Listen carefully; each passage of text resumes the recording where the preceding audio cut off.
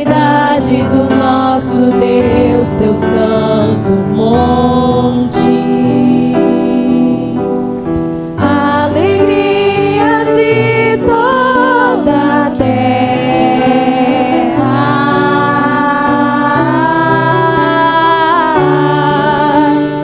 Grande é o Senhor em quem nós temos a vitória, e que nos ajuda contra o inimigo. Por isso diante dele nos prostramos.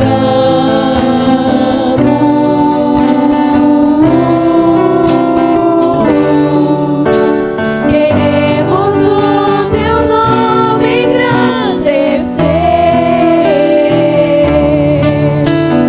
e agradecer-te por tua obra em nossas vidas. Confiamos em teu infinito amor, pois só tu és o Deus eterno sobre toda a terra e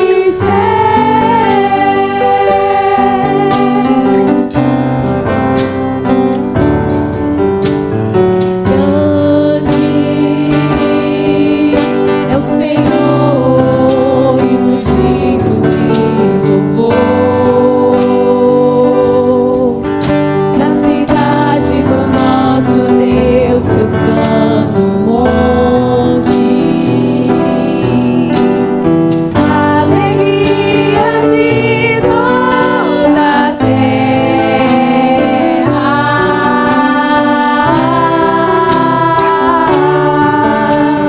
Grande é o Senhor em quem nós temos a vitória, e que nos ajuda contra o inimigo.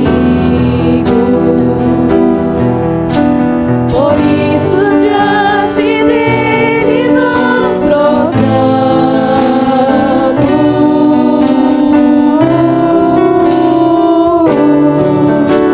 Queremos o teu nome engrandecer e agradecer-te por tua obra em nossas vidas. Confiamos em teu infinito amor, pois só tu és o Deus eterno sobre toda a terra e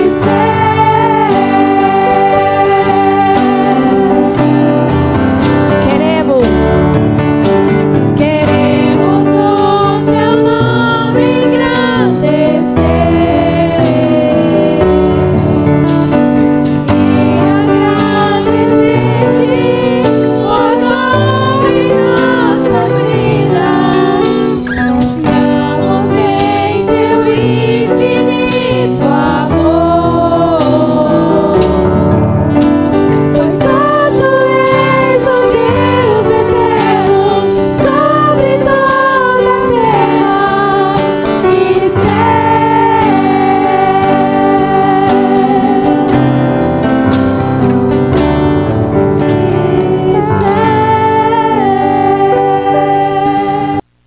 Boa noite, a paz de Cristo, né? Graça e paz da parte do nosso Senhor, Salvador Jesus Cristo, autor e consumador da nossa fé, né? Grande alegria, trago saudações também da Segunda Igreja Evangélica Congregacional lá de Niterói, a qual nós somos membros. Estivemos por um período, ainda somos parte dessa igreja aqui, né? A gente se mudou aí residencial, mas nosso carinho e nossa gratidão aqui pelo carinho dos irmãos permanecem, e o nosso coração fica fincado aqui. A gente vem sempre de visita e a questão do tempo ela nos limita um pouco, né?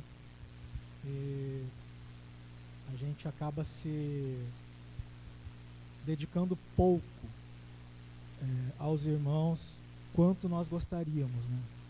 Mas na medida do possível a gente estica aí um pouquinho o tempo para poder estar compartilhando momentos, né? Porque esse momento do culto, ele é um grande mistério. A gente no meio evangélico costuma falar dos mistérios do Senhor, né? E naturalmente quando a gente fala de mistérios, a gente aponta para coisas extraordinárias, coisas que são muitas vezes teofanias, né? Manifestações de Deus de forma que geram um certo glamour, se os irmãos me permitem. Mas o culto, ele é um mistério extremamente agradável, sabe? Porque eu fico vendo assim nessas cerimônias, a gente vê aí na televisão as honras de recepção, né? De autoridades civis, militares. E aí a gente vê as pessoas que estão envolvidas, né, naquela cerimônia. Tem as pessoas que vão recepcionar, que muitas vezes são nomeadas e estão sendo pagas para aquilo. E tem aquelas autoridades que serão prestigiadas, homenageadas, né? Alguns saem dali extasiados, né, porque são homenageados, são contemplados pelas honras, e outros estão ali para cumprir um protocolo, outros são pagos para estar ali, um está sendo pago para tocar, outro está sendo pago para servir, de forma que o interesse ali é algo individualmente particular. O culto a Deus não. A gente vem, é interessante, né? Porque é na medida em que a gente dá. A gente vem prestar honras, prestar culto, prestar a nossa homenagem de gratidão a um ser. Só que o movimento é cíclico, ao passo em que a gente presta essa honra ao Senhor, ao passo que a gente se entrega a nossa oferta, que é o nosso próprio coração, a gente também se enche. Então esse é um grande mistério. Talvez existam sociedades muito bem elaboradas, espalhadas pelo mundo, talvez com muito mais recursos do que a igreja, certamente. Mas eu duvido que em alguma dessas sociedades, todos que se doam saiam satisfeitos como nós. Porque o Senhor Jesus, Ele criou isso para a igreja. Esse é um mistério que ninguém pode compreender, senão a igreja de Cristo.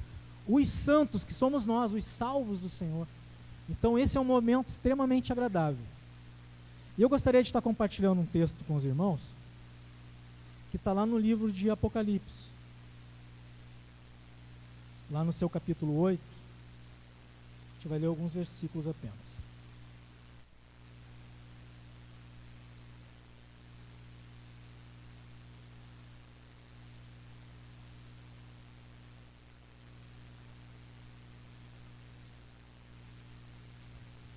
Apocalipse no capítulo 8.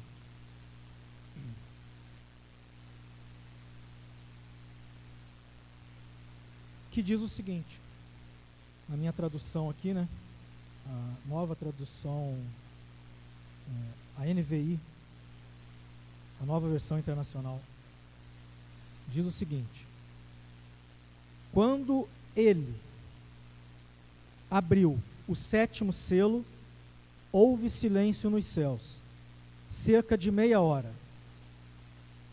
Vi os 7 anjos que se acham em pé diante de Deus. A eles foram dadas 7 trombetas. Outro anjo, que trazia um incensário de ouro, aproximou-se e se colocou em pé junto ao altar. A ele foi dado muito incenso, para oferecer com as orações de todos os santos, sobre o altar de ouro diante do trono. E da mão do anjo subiu diante de Deus a fumaça do incenso com as orações dos santos. Então o anjo pegou o incensário, encheu-o com fogo do altar e lançou-o sobre a terra. E houve trovões, vozes, relâmpagos e um terremoto. Então os 7 anjos que tinham as 7 trombetas prepararam-se para tocá-los. Até aqui. Amém. Pai eterno, Pai de glória, estamos diante de uma palavra poderosa. Não é a minha palavra, não é a palavra de nenhum de nós que está aqui, mas é a tua palavra, aquela que o Senhor inspirou o teu santo apóstolo para que chegasse a nós hoje. E nós pedimos apenas que consigamos, assim como Moisés naquela caminhada dura, orientado pela nuvem e pelo clarão da noite, que nós possamos apenas fazer isso, possamos apenas ser o instrumento para seguirmos essa palavra, porque o caminho é teu, a vitória é tua, tudo na verdade é teu. Nós só estamos aqui diante de ti para reconhecer isso, que o Senhor torne os nossos corações propícios a ouvir o que o Senhor quer falar, primeiramente para comigo e também para com os meus irmãos, e para que possamos compreender a tua vontade e, o mais importante, Senhor, colocá-la em prática nas nossas vidas. Obrigado pela graça que um dia nos alcançou. Para a glória do teu nome é que nós te pedimos e te agradecemos, no nome do Senhor Jesus. Amém.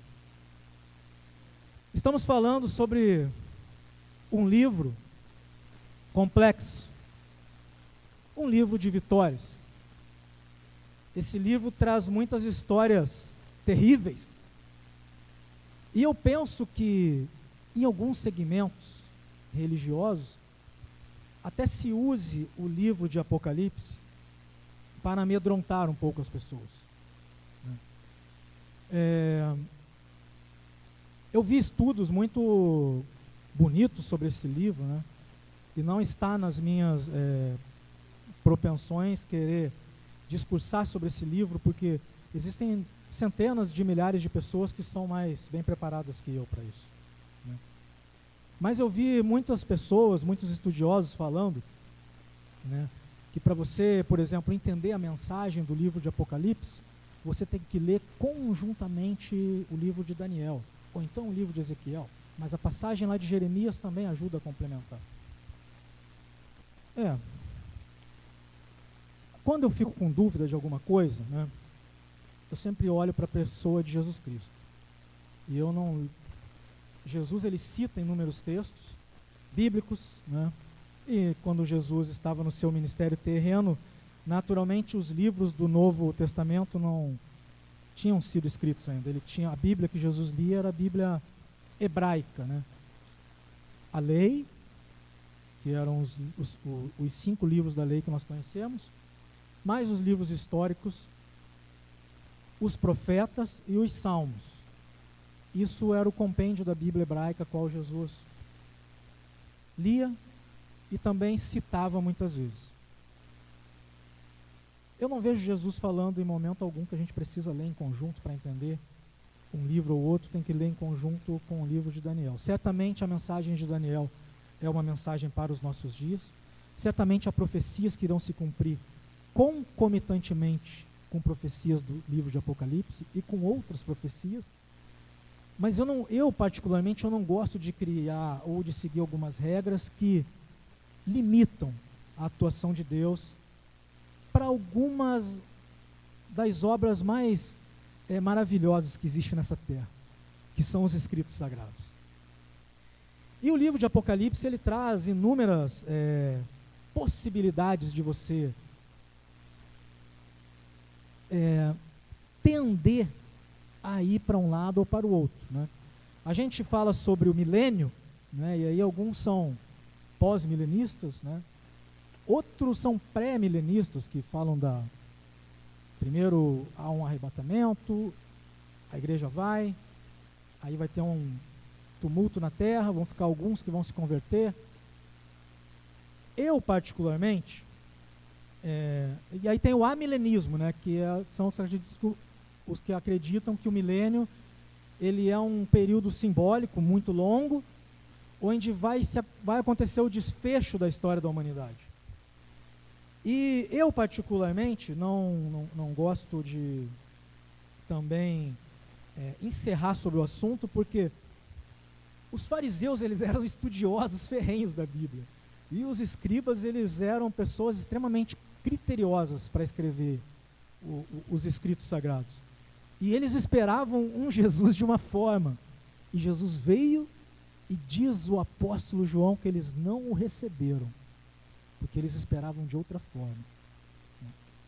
Mas assim, sinceramente, eu não acredito que a igreja de Cristo será retirada da terra enquanto não terminar a obra dela que foi dada pelo Senhor Jesus. Então, independente de termos uma interpretação para o livro de Apocalipse, né, que seja mais apaixonante, que seja mais dramática, e outras que são mais equilibradas, eu entendo que a igreja deve passar um período bem complicado nessa terra. E acredito até que já está começando a acontecer. Né? Certamente lá na minha igreja, a gente faz a transmissão do culto pelo YouTube, né? Que é uma plataforma e é um recurso extremamente importante para nos comunicarmos. Porque eu posso, por exemplo, assistir daqui a pouco o culto que foi pregado semana passada lá na minha igreja, porque está salvo ali naquela plataforma. Mas certamente também isso vai apontar contra nós já já. Né? Porque as leis, elas estão já começando a nos encurralar, né? As leis já estão começando a nos travar, ou pelo menos tentando. E acredito que até para cultuar a gente vai ter que começar a se esconder dentro de um período de tempo consideravelmente curto. Mas não é sobre isso que eu quero falar. Eu quero dizer, com essa explanação que eu dei, me desculpe se eu fugi um pouco, que o livro de Apocalipse, muitas vezes ele é usado para amedrontar as pessoas. Para criar um sentimento de, olha só, ou você faz isso ou você vai pagar com isso. Né? Ou você se conserta dessa forma, ou então Deus vai te tratar dessa forma.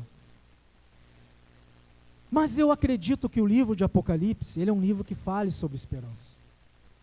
Esperança de uma igreja que está num lugar extremamente agitado. E nesse pequeno trecho aqui de texto que nós lemos, eu gostaria de falar sobre movimentos, momentos, atitudes. E existem 3 movimentos que eu tiro desse pequeno trecho aqui, que eu gostaria de compartilhar com os irmãos nessa noite. O primeiro movimento, o primeiro momento, as primeiras atitudes que nós gostaríamos de estar falando com os irmãos, é sobre um movimento que acontece no nosso plano, o plano terreno. Eu acho interessante porque Paulo, num dos seus relatos, ele está dizendo que os apóstolos, os homens de Deus, aqueles que dão a sua vida para proclamar o amor de Cristo para outros, ele está dizendo que estes homens, ou seja, nós, homens e mulheres de Deus, ele diz que essas pessoas são colocadas como espetáculo à terra, para anjos e homens. E no vocábulo que ele está dizendo, a questão de anjos, ele está falando sobre seres espirituais.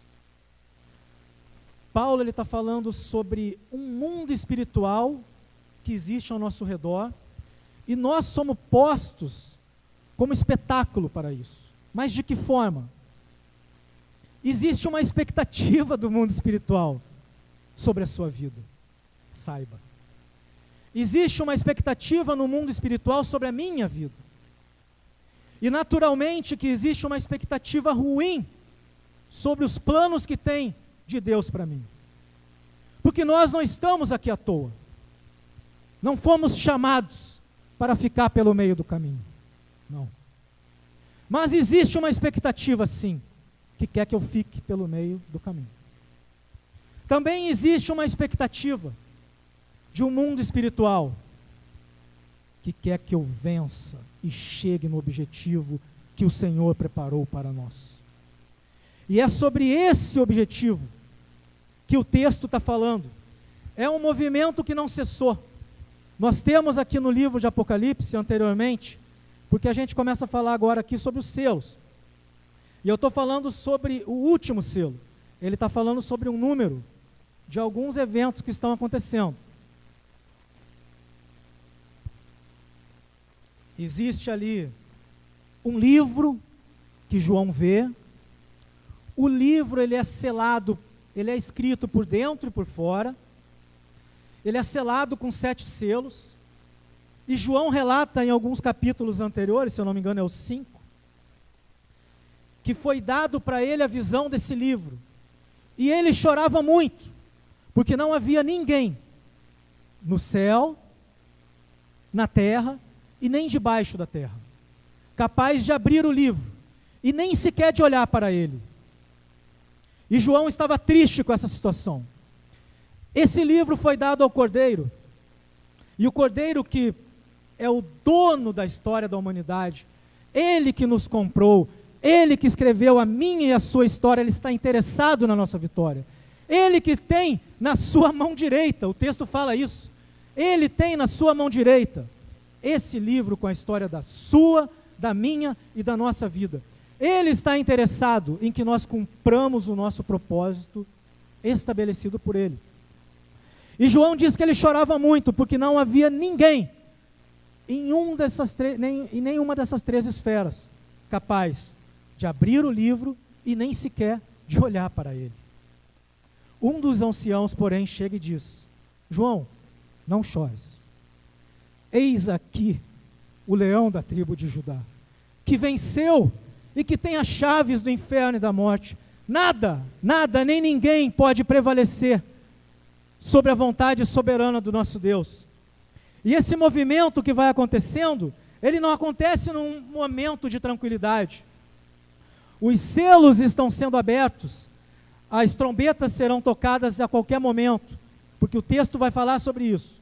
Alguns autores vão dizer que são capítulos de uma história que está sendo contada, como se fosse aquela parte do cronograma de um filme, né?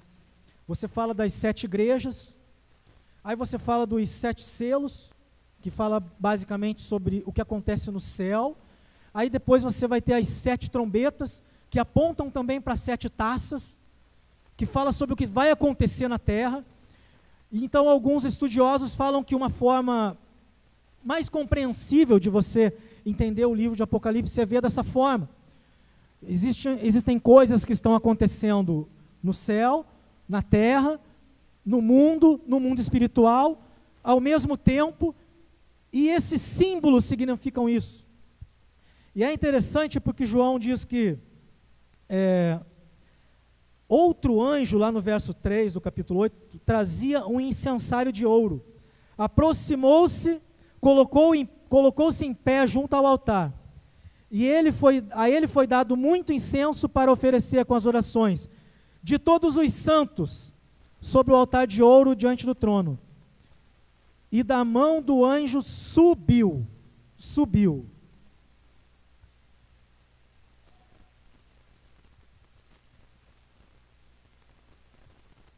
É porque ele está falando no tempo presente, aqui eu não sei se foi nessa versão que eu vi, ele está falando que as orações dos santos, elas estão chegando nesse momento. João, ele tem uma visão profética do fechamento da história da humanidade. Ele está vendo coisas que normalmente ele não entende, está falando de coisas extremamente grandiosas para ele. E a gente percebe isso porque no relato do livro de Apocalipse, a cada momento que João se aproxima de um anjo, ele cai de rosto em chão. E aí o ancião ou o anjo fala para ele: levanta, João, eu sou servo teu e de teus irmãos. Tamanha a glória do anjo que ele está vendo. E aí João, ele está relatando, isso aqui é tempo presente, ele está falando que da mão do anjo subiu diante de Deus a fumaça do incenso com as orações dos santos. Esses homens e mulheres que estão fazendo parte dessa história nesse momento, eles ainda estão agindo, ainda estão caminhando, ainda estão orando, ainda estão com esperança. O mundo nesse momento está um caos. Mas esse movimento que João fala é um movimento de um tempo presente. É o movimento da igreja, é o momento da igreja, é o nosso momento, e ele é um momento vivo, e ele é o momento de agora. Não está no tempo passado, não está no tempo futuro. João está dizendo que essas coisas estão acontecendo durante o caos na terra. É interessante porque no capítulo anterior está falando sobre a grande tribulação, no capítulo 7, né? E um dos anciãos perguntou para João: quem são estes que estão vestidos de branco? E de onde vieram? Respondi: Senhor, tu sabes. E ele disse: estes são os que vieram da grande tribulação e lavaram as suas vestes e as alvejaram no sangue do Cordeiro. É um tempo presente, é um tempo que está acontecendo, é um tempo de movimentação, é o nosso tempo e é o tempo da nossa vitória. E Deus está interessado nisso, porque a todos os instantes, segundo João, estão chegando pessoas para fazerem parte desse grande coral, desse grande povoado que ele avista, que segundo ele aqui no capítulo 7 também, é impossível de contar, tamanha a multidão que ele avista. Todo momento está chegando gente, e ele está falando novamente num tempo presente. Esse tempo, esse movimento, essa oportunidade é nossa. Amanhã pode ser tarde para nós. Ontem eu já não posso fazer mais nada. Eu tenho que pedir a Deus para me orientar, para que eu não repita os meus erros, e para que Deus me livre do que eu cometi. Mas hoje, agora, o momento certo de eu colocar a minha vida na caminhada a qual o Senhor propôs para mim. E um outro movimento que eu posso ver nesse texto aqui também é o movimento que acontece no céu. É um movimento que acontece no mundo espiritual. João, ele vai relatando coisas incríveis que estão acontecendo. Ele diz que quando ele chega, né, e o Cordeiro abriu o 7º selo, ele viu 7 anjos que se acham em pé diante de Deus, e a eles foram dados 7 trombetas. 7 funções específicas. 7 oportunidades particulares aos seres espirituais que foram feitos para nos servirem. O Senhor não preparou nada que seja melhor do que o melhor que se pode dar para cada um de nós. O mundo espiritual que coopera para nos derrubar e o mundo espiritual que coopera para nos abençoar sabe disso. E essa expectativa que existe sobre nós é uma expectativa do tempo de Deus. Estes seres, eles foram dados funções específicas, e o céu, ele se preparou para o momento de Deus, mas o céu, ele opera para o nosso momento com Deus na terra. O salmista, lá no seu Salmo 139, ele diz que o Senhor, ele viu o meu corpo ainda informe, e no seu livro todas essas coisas foram escritas, quando nenhuma delas ainda via. Quão preciosos me são, ó Senhor, os teus pensamentos, quão grande são a soma deles. O Senhor, ele é extremamente preocupado com seus filhos. O Senhor, ele preparou coisas extraordinárias para nós. E ele conta conosco, porque nós conseguimos colocar os planos de Deus em prática para as nossas vidas, para a vida das pessoas que nos cercam.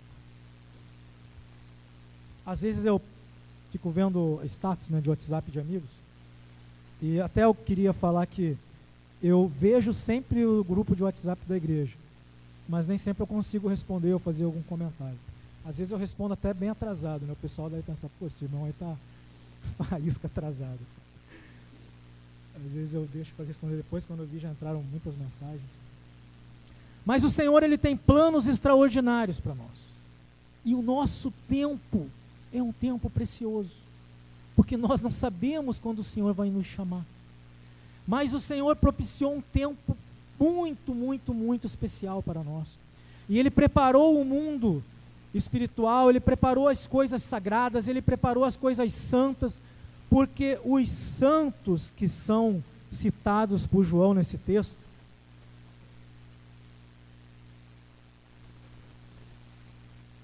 não são os santos canonizados. Não são aquelas pessoas que um dia foram reconhecidas por alguma instituição religiosa, por algum segmento social. Não. Ele está falando sobre aqueles que foram alcançados pelo sangue do Senhor Jesus Cristo. Nas cartas do Novo Testamento nós vimos isso a todo instante. Paulo, ele cumprimentando os santos que estão na igreja de tal. Ele não está falando sobre pessoas que não erram. Ele não está falando sobre pessoas que são somente boazinhas, que são pessoas que nasceram em berço de ouro. Não. Ele está falando sobre os remidos, daqui do capítulo 7, ó. Estes são os que vieram da grande tribulação e lavaram as suas vestes e a alvejaram no sangue do Cordeiro. Estes são os santos. Nós somos os santos. O Senhor preparou o mundo inteiro para nós. E só existem coisas maravilhosas para nós. E nós temos que usar aquilo que nós temos, né? E aí eu estava falando sobre o status de WhatsApp, senão eu acabo fugindo, que às vezes a gente fica vendo, né, filósofos assim, e pessoas que são motivadores, palestrantes e tal, falando sobre, dê o máximo de si. Olha, no livro de Eclesiastes está escrito isso há pelo menos uns 3.000 anos aí. Faça aquilo que você tem que fazer com todas as suas forças. Não deixe para amanhã. Não deixe para amar mais amanhã. Não deixe para amar a pessoa que está do teu lado, para o teu familiar. Porque as coisas mais importantes que nós temos na vida não são as coisas, são as pessoas. Ontem eu brinquei lá no aniversário. O Lucas, né, o sobrinho da Jaque, ele tem 10 anos. E aí eu falei com ele assim, Lucas, olha só, se juntar o meu carro, o carro do teu pai e o carro do teu avô, dá quase um carro. Que são 3 carros bem velhos. Mas, cara, a gente vai em tudo quanto é lugar, a gente é feliz com isso. Às vezes a gente fica esperando esse tempo espiritual ficar perfeito para eu. Cara, se dinheiro trouxesse felicidade, nós não teríamos pessoas endinheiradas, infelizes, dão cabo da própria vida. Estão precisando de Jesus. O mundo está em crise, porque o mundo está buscando esse momento e não vai encontrá-lo. A igreja tem a verdade. E olha que nós ouvimos a verdade, nós temos a verdade é o nosso norte, é Jesus Cristo. E inventaram até um nome bonito para mentira. Falaram fake news, né? Que a gente tem o evangelho, que são as boas novas. Aí tem as fake news, que são as novas fakes, né? E o mundo fica pulando de galho em galho, como o profeta Jeremias cita, que estão cavando poços ao lado de poços, buscando água em cisternas que não tem água.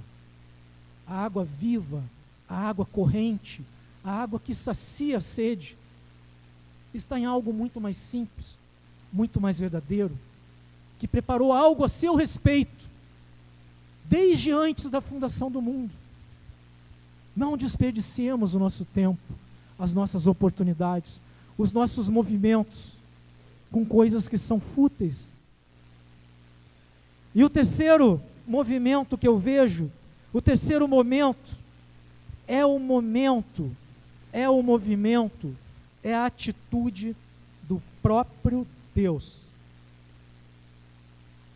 Diz o seguinte: quando ele abriu o 7º selo, houve silêncio nos céus, cerca de meia hora. E lá no verso 6 diz assim: então os 7 anjos que tinham as 7 trombetas prepararam-se para tocá-las. Esse é o tempo de Deus, e ninguém vai mexer. A história da humanidade, desde antes da fundação do mundo, está nas mãos do nosso Senhor. O Senhor Jesus, o nosso Deus, através do seu Espírito, que nos convence do nosso pecado, que nos impulsiona a irmos para frente, que nos faz sermos alegres em meio às fraquezas que temos, que nos faz sermos felizes em meio a muitas vezes a falta de recursos que temos. Ele é o dono do tempo. O Senhor não é Deus porque Ele conhece o futuro. Olha que interessante. João relata no livro de Apocalipse que ele viu o cordeiro que foi morto antes da fundação do mundo. Olha que interessante. A mente de Deus é uma mente maravilhosa. Nós não temos condições de acompanhá-la.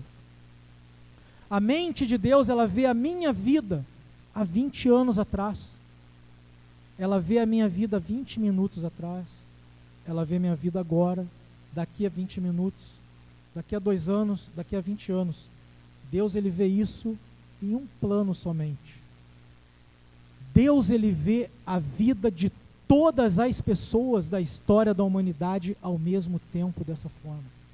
Nós não temos como acompanhar uma mente maravilhosa. Deus, ele é tão maravilhoso que o profeta Isaías relata que ele tem um lugar na sua mente chamado de mar do esquecimento. Um lugar onde ele reservou para colocar as falhas que cometemos contra ele mesmo, quando nós nos arrependemos e pedimos perdão. Olha que interessante, porque perdoar não é esquecermos. Eu sempre vou, ou de vez em quando pelo menos eu vou lembrar de alguém que errou comigo, mesmo que eu tenha perdoado. Mas isso não vai mais participar do meu processo mental para eu querer julgar aquela pessoa a vida inteira por aquele erro. Deus, ele reservou um lugar na sua mente chamado mar do esquecimento. Ele não se lembra mais. Esse Deus poderoso que preparou isso, ele é o dono do tempo. O problema é que muitas vezes a ação de Deus, o movimento de Deus, a atitude de Deus é espera. E aqui é um exemplo claro disso. Nós estamos falando de um momento da história da humanidade onde o pau está quebrando na terra, né?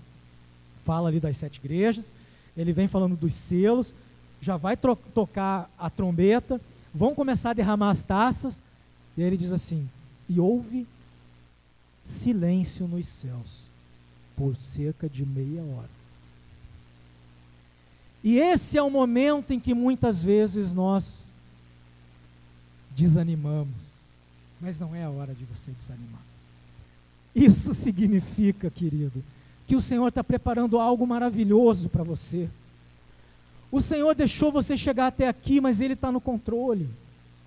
Ele jamais, em momento algum, Ele deixou de pensar em você, de te amar, de ter cuidado com você. Mas aconteceu isso, Nelson, aconteceu aquilo. Espera, vai chegar um momento que o Senhor vai te dar aquilo que você precisa. Olha o sofrimento de Jacó. Jacó, ele foi trabalhar na casa de Labão, ia ser o sogro dele, o camarada enganador. Jacó trabalhou 7 anos, 10 anos, 14 anos, foi enganado, aí de novo, na hora de ir embora foi perseguido. Ele conseguiu, mediante muita luta, sair e voltar em direção à sua casa, mas eu já nem sei mais quem está vivo por lá, porque aconteceram tantas coisas nesses anos, se passou tanto tempo, e ele está voltando para casa, e o coração dele está apertado, porque ainda tem algo para resolver. O tempo dele ainda diz que tem algo para resolver. O tempo no mundo espiritual se conspirou todo para acontecer algo num momento oportuno, mas o tempo de Deus estava planejado. E o Senhor aparece para ele, quando ele deixa as coisas para trás e fica sozinho. Porque no momento de silêncio, muitas vezes, é um momento em que você está sozinho. Muito embora tenham muitas pessoas ao redor de você. Moisés, ele estava naquele deserto carregando uma multidão, mas eles estavam duvidosos o tempo inteiro, toda hora questionando Moisés, questionando a autoridade de Moisés. E Moisés, muito embora tinha passado por dificuldades, ele ainda estava com ânimo. E Moisés, ele estava olhando para a nuvem, ele estava olhando para o movimento de Deus. E nós precisamos olhar para esse movimento, nós precisamos olhar para esse tempo, nós precisamos olhar para essa oportunidade. Porque Jacó, quando ele sai daquele encontro que ele teve com Deus, porque ele se agarra com toda a sua força, e ele diz para o anjo: eu não te deixarei ir, enquanto tu não me abençoares. E o anjo pergunta: qual é o teu nome? Eu me chamo Jacó. Não te chamarás mais Jacó, porque lutaste com Deus como homem, e você venceu, e o abençoou. E ele ficou mancando de uma perna, mas ele saiu dali pleno de alegria. E nós precisamos estar plenos diante de Deus, mesmo que eu tenha uma limitação física, mesmo que eu tenha uma limitação de recurso, mesmo que eu tenha uma limitação de tempo, as coisas ao meu redor estão, parece que despencando, Nelson. Olha, eu às vezes não tenho ânimo para vir aqui na igreja louvar com os irmãos. Venha, porque esse mistério que o Senhor preparou para você, em nenhum lugar desse planeta você vai encontrar, porque o Senhor preparou para você e para mim, queridos. E um dia, segundo o próprio apóstolo João, será tirado do nosso rosto toda a lágrima, não sentiremos mais fome, não sentiremos mais sede, porque Ele irá nos saciar. Acredite no Senhor, acredite nos planos que Ele tem para a sua vida, acredite no tempo de Deus e use o que você puder para ter uma vida plena com Deus, porque vai chegar um momento em que Deus vai dizer: filho, vem para a glória comigo. Senhor, mas eu queria ficar... Não, o tempo meu é esse, eu te dei as oportunidades. Senhor, mas eu queria ganhar meu irmão, minha irmã, meu pai, minha... Filho, vem. Eu gostaria só de deixar um último verso, que foi lido por um missionário, há muito tempo atrás, um amigo meu que está lá na Tailândia agora, o missionário Mateus, e ele fala lá no livro de Eclesiastes, que eu citei aqui: o que as suas mãos tiverem que fazer, que o façam com toda a sua força. Queridos, o tempo de Deus não será parado. A sua vida é importantíssima para o Senhor. Não desperdice nem um segundo. Deus te abençoe. Deus me abençoe. Deus nos abençoe, em nome de Jesus.